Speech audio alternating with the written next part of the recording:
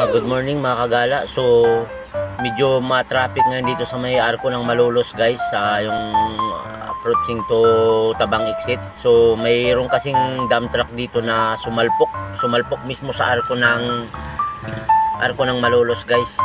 Ngayon sobrang traffic ngayon. Kung sino mang gustong dumaan pa dito sa area na ito, iwasan nyo na po ito. Grabing heavy traffic na po.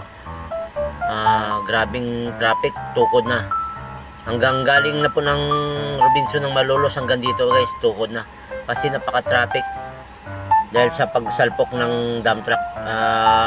Hindi natin alam kung anong kinasanhin ito o nawalan ba ito ng preno. Pero sinalpok niya sa may arko guys. Panoorin nyo na lang.